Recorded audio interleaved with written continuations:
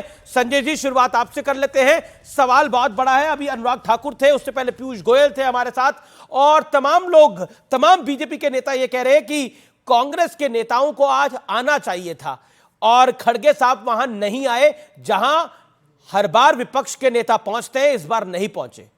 संजय निरुपम। देखिए, आमतौर पर ये एक परंपरा है और एक अच्छी परंपरा है कि जब लाल किले के प्राचीर से माननीय प्रधानमंत्री किसी भी पार्टी के हों जब भाषण देते हैं तो नेता प्रतिपक्ष वहां पे रहता है और प्रतिपक्षी पार्टियों के और भी सभी प्रमुख नेता वहां पे रहते हैं। लेकिन हाल के दिनों में जिस प्रकार का वातावरण बना दिया गया है, जिस तरीके से विरोधी दल के नेताओं को सत्ता पक्ष ने विरोधी से ज्यादा अपना दुश्मन समझ रखा है, जिस तरीके से संवाद सत्ता पक्ष और विपक्ष के बीच एकदम खत्म हो गया है, जिस तरीके से हमने पार्लियामेंट के दोनों सदनों की कार्रवाइयों में देखा कि सत्ता पक्ष विपक्ष की बातों को सुनने के लिए एकदम तैयार ही नहीं है जी। तो ऐसे में निश्चित तौर पर जो परंपरा है वो खंडित हुई है, इससे कोई इनकार नहीं कर सकता। निश्चित तौर पर पहली जिम्मेदारी सत्ता पक्ष की बनती है कि विपक्ष का विश्वास जीता जाए, विपक्ष के साथ सौहार्दपूर्ण वातावरण में काम किया जाए, विपक्ष को के जो बुनियादी प्रश्न हैं, जो जायज प्रश्न हैं, उन प्रश्नों को एक देश का प्रश्न समझ करके उसका जवाब दिया जाए। लेकिन सत्ता के अहंकार में जो सत्ता पक्ष के हमारे प्रमुख हैं, हम खासकर प्रधानमंत्री जी या गृहमंत्री जी या बाकी सारे नेतागण हैं, ये सारे लोग विपक्ष को एकदम से वैल्यू नहीं देते, एकदम से बातें नहीं करते।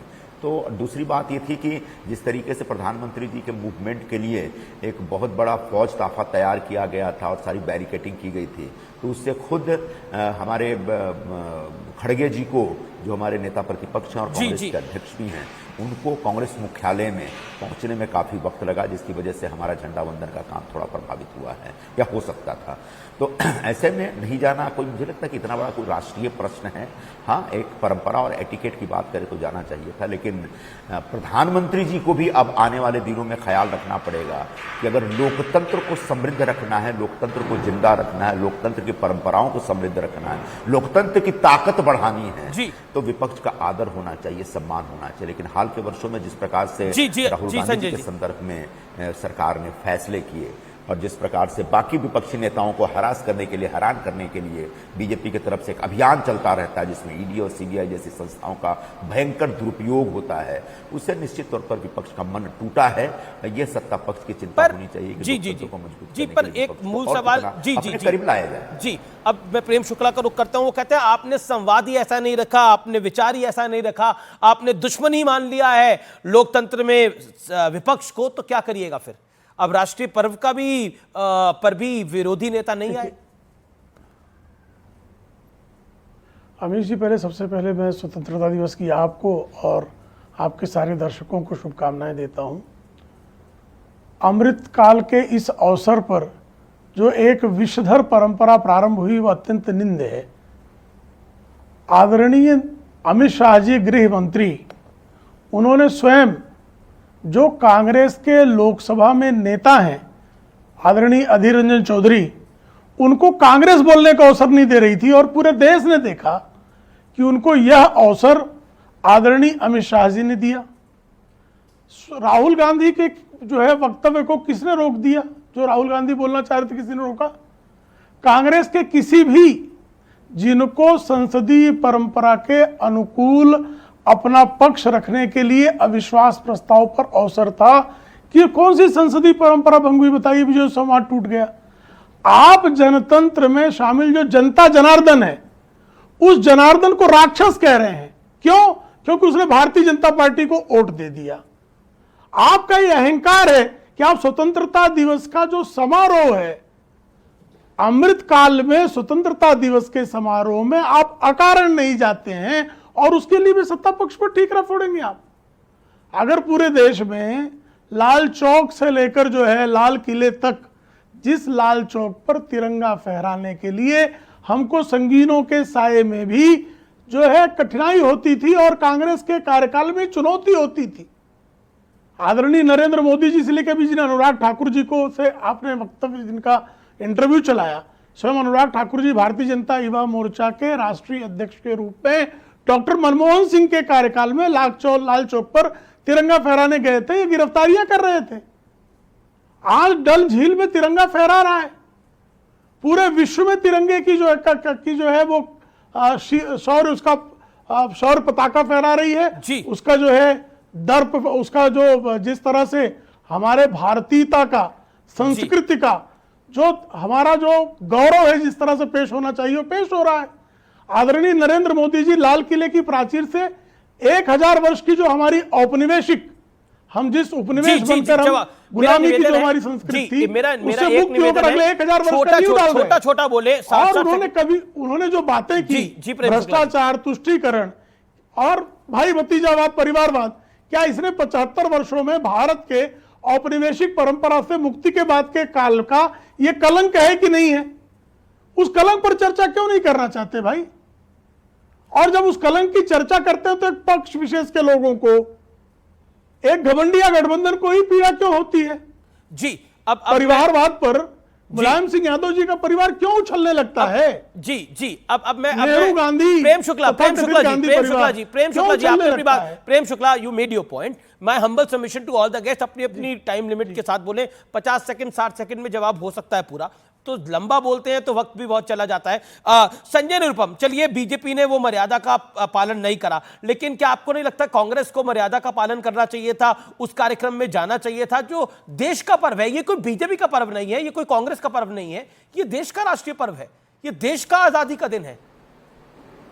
आज बीजेपी की सरकार है तो उनके प्रधानमंत्री बोल रहे हैं, कल आपकी, पहले आपकी सरकार की थी, आपके प्रधानमंत्री बोलते थे। संजय जी, मैं आपके सवाल का आदर करता हूं अमीश भाई। अभी 4 दिन पहले तक जब संसद चल रही थी तो जरा संसदीय परंपराओं का कितना सम्मान सत्ता पक्ष ने किया, जरा उसको याद करना चाहिए और मुझे लगता है कि उसका उल्लेख करना आवश्यक है। पहली बार ऐसा देखा गया है कि नेता प्रतिपक्ष के माइक को ऑफ कर दिया जाता है। पहली बार ऐसा देखा जाता है कि सत्ता पक्ष के सांसद नेता प्रतिपक्ष को बोलने से रोकते हैं। पहली बार ऐसा देखा गया है कि लोकसभा में जो सदन के नेता हैं, हमारे लोकसभा में जो विपक्ष के नेता, कांग्रेस के जो नेता हैं, कांग्रेस संसदीय दल के जो नेता हैं, अधीर रंजन चौधरी को सस्पेंड किया जाता है। पहली बार ऐसा देखा गया है कि एक पार्टी विशेष के 3-3 सांसदों को सस्पेंड कर दिया जाता है। ये संसदीय परंपरा नहीं थी। संसदीय परंपरा हमने भी देखी है, 15 वर्षों तक पार्लियामेंट में रहा हूं, और तब जब देखा था मैंने कि एक बार सुषमा जी खड़ी हो जाती थी बोलने के लिए तो कोई रोक नहीं सकता था। वाजपेयी जब नेता विपक्ष हुआ करते, जब वो खड़े हो जाते तो कोई रोक नहीं सकता था। माइक ऑफ करना तो बहुत सोचा भी नहीं जा सकता था। तो संसदीय परंपराओं को इतना नष्ट किया गया, उससे वैमनस्य बढ़ा है, जो कि दुर्भाग्यपूर्ण है हमारे संसदीय लोकतंत्र के लिए। मैं स्वीकार करता हूं। रह गई बात प्रधानमंत्री जी के अपनी बयानों और बातों का, प्रधानमंत्री जी कब क्या बोलते हैं कुछ समझ में नहीं आता। कल कई बातें तो जुमलेबाजी होती है, कई बातें, माफ करिएगा, सत्य से बहुत दूर होता है। दरभंगा एम्स के बारे में जो उन्होंने कहा उसके ऊपर एक खुलासा चाहिए, प्रधानमंत्री जी को बोलना पड़ेगा। वो सदन में खड़े होकर बोलते हैं कि दरभंगा में एम्स है और वहां एम्स है ही नहीं। वो विदेशों में जाके बोलते हैं कि हर साल आईआईटी और आईएम हिंदुस्तान में खुल रहा है, और उनका मंत्री राज्यसभा में रिटर्न जवाब में कहता है कि आप पिछले 5 सालों में एक भी आईआईटी और आईएम इस प्रकार की मिथ्या जानकारियां देने वाले प्रधानमंत्री की हर बात पर हम भरोसा नहीं कर सकते। ठीक है, प्रेम शुक्ला, कांग्रेस का यह भी कहना है, विपक्ष का यह भी कहना है कि बीजेपी ने तो क्लेम कर दिया है कि अगले प्रधानमंत्री भी अब मोदी होंगे, और प्रधानमंत्री ने लाल किले की प्राचीर से भी बोला कि अगली बार जब मैं आऊंगा तो अपना रिपोर्ट कार्ड पूरी और दूंगा।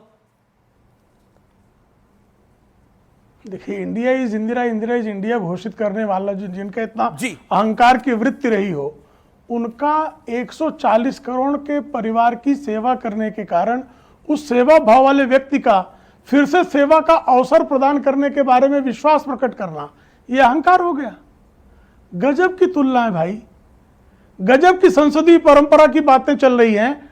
जब प्रधानमंत्री पंडित जवाहरलाल नेहरू थे और डॉक्टर बाबा साहब आंबेडकर त्यागपत्र देकर निकल रहे थे, तो इसी संसद में उनको अपने त्यागपत्र पर वक्तव्य देने से नेहरू जी ने रोक दिया, नहीं देने दिया, और डॉक्टर बाबा साहब आंबेडकर को संसद के बाहर आकर वक्तव्य देना पड़ा।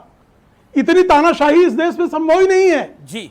आज जिस तरह का हम पारदर्शी लोकतंत्र में बैठे हैं, संसद में खड़े होकर जवाब ले लेते हैं, आपके लोग जिस तरह की अभद्रता करते हैं, उस अभद्रता पर संसदीय परंपरा के अनुकूल ही कार्रवाई हुई है। एक भी कार्रवाई ऐसी नहीं है जिसकी परंपरा ना रही हो, जिसकी नियमावली का पालन ना किया गया हो। देखिए संजय जी, आज तो प्रधानमंत्री ने कह दिया कि अगली बारी भी मैं आऊंगा और आपको अपनी रिपोर्ट कार्ड दूंगा, और परिवारवाद पे भी बोले, भ्रष्टाचार पे भी बोले, और तुष्टीकरण पे बोले।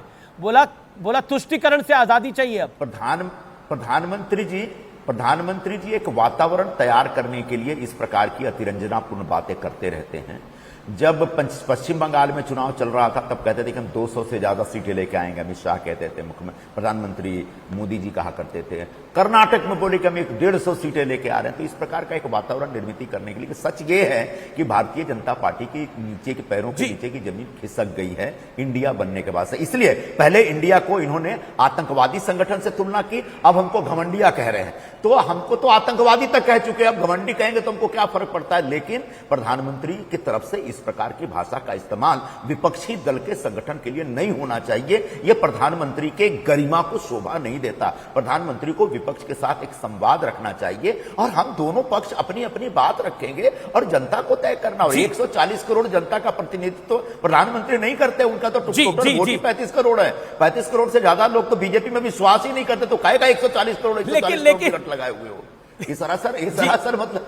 लेकिन लोकतंत्र तो यही है कि जहां पर जिसका जितनी सीटें मिलती हैं, जिसकी संख्या भारी होती है, उतनी बड़ी हिस्सेदारी हो जाती है। लोग संसदीय प्रणाली में तो यही है। संजय जी, ओके, बोलिए प्रेम शुक्ला, 30 सेकंड बोलिए। 40 करोड़ के नहीं होंगे, 30 सेकंड होंगे। सोच लीजिए कितनी जो है क्षुद्र सोच पे हमारा विपक्ष जी रहा है। कैसी उनका चिंतन प्रक्रिया पूरी तरह से दिवाला पीट चुका है। 140 करोड़ के ही प्रधानमंत्री हैं आदरणीय नरेंद्र मोदी जी, और 140 करोड़ के परिवार के प्रधान सेवक हैं। वो चांदी का चम्मच लेकर पैदा हुए पैम्पर्ड चाइल्ड नहीं है। पैम्पर्ड चाइल्ड का ही परिणाम है कि उसको लोकतांत्रिक परंपराओं का इतना भी ज्ञान नहीं है कि उसकी पार्टी स्वतंत्रता के दिवस पर लाल किले की प्राचीर में जहां सारे देश को एक सुर में आना चाहिए, वहां आने में भी उनका सुर जो है। मुझे अब अनुराग भदौरिया का रुख कर रहे हैं, वो लगातार इंतजार कर रहे हैं। ओके, प्रेम शुक्ला। अनुराग भदौरिया, अखिलेश जी ने आज क्या बोल दिया? उन्होंने बोला उत्तर प्रदेश के मुख्यमंत्री जी को देखना चाहिए परिवारवाद के मामले में।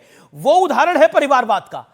योगी आदित्यनाथ उदाहरण है परिवारवाद का, जो सामान्य से घर से आए और शिक्षा दीक्षा उन्होंने पाई और महंत बने गोरखनाथ पीठ के, और वो एग्जाम्पल है परिवारवाद का। कैसे समझाइए जरा। देखिए, सबसे पहले देश की 76वें आज़ादी के दिवस पे मैं पूरे देशवासियों को और आपको, हमारे पैनलिस्ट को बधाई और शुभकामनाएं देता हूं जी। और आज तो मुझे बाकी भारतीय जनता पार्टी की बात पे हंसी आ रही है जब वो परिवारवाद की बात करने लगते हैं और ये भूल जाते हैं उनके लिए परिवारवाद का मतलब होता है अगर आप हमसे बाहर हैं तो परिवारवाद है, और मेरे साथ आ जाइए तो परिवारवाद में नहीं रहेंगे। जैसे एनसीपी के नेता उनके साथ आ गए, अब परिवारवाद में नहीं है। शिवसेना टूट के उनके साथ आ गई, अब परिवारवाद में नहीं है। चौटाला जी के साथ सरकार हरियाणा में चला रहे हैं, परिवारवाद नहीं है। अकाली दल इनके साथ था सत्ता में तो परिवारवाद नहीं था। पीडीपी के साथ भी इन्होंने सरकार बनाई थी, परिवारवाद नहीं। पासवान जी के साथ भी आ गए, अब मिल गए, परिवारवाद में पासवान जी भी नहीं आते। अब निषाद दल भी नहीं आता उनके में, अपना दल भी नहीं आता परिवारवाद में। कमाल है भाई, आपके पास आ जाओ तो परिवारवाद खत्म, आपसे दूर रहो तो परिवारवाद। भ्रष्टाचार में भी यही है, भ्रष्टाचार अगर बाहर रह के कर गया तो भ्रष्टाचारी है, भ्रष्टाचारी का आरोप लगाएंगे। इनके पास आ गया, अच्छा मेरे पास आ गए, अब आप भ्रष्टाचारी नहीं है। जिन पे आरोप भ्रष्टाचार का लगाते तो उनको मंत्री बना देते, फिर कहते आप भ्रष्टाचारी नहीं है। जहां तुष्टीकरण की राजनीति की बात करो तो हरियाणा में तो इनकी सरकार है, फिर वहां दंगा क्यों हो गया? क्यों नहीं रोक पाते दंगा? जहां इनकी सरकार होती है, वहां सत्ता पक्ष का धर्म नहीं निभा पाते, वहां दंगे नहीं रोक पाते। जहां विपक्ष में होते हैं वहां हल्ला मचाते हैं। इसके मतलब सत्ता पक्ष का भी धर्म नहीं निभाते, विपक्ष में रह के भी विपक्ष का धर्म नहीं निभाते। तो आप कौन सा धर्म निभा रहे हैं? क्या हुआ? अच्छा ये बताइए, योगी जी, ये अखिलेश जी ने जो बोला, योगी जी का परिवारवाद क्या है? मैं इसका जवाब आपसे जानने की चेष्टा करूंगा। ब्रेक के बाद भी एक अंतराल के लिए रुक रहा हूं। आप देख रहे हैं आर पार का बेहद खास एडिशन, क्योंकि आज आजादी का दिन है। अंतराल के बाद एक बड़ी खबर के साथ वापस आ रहा हूं।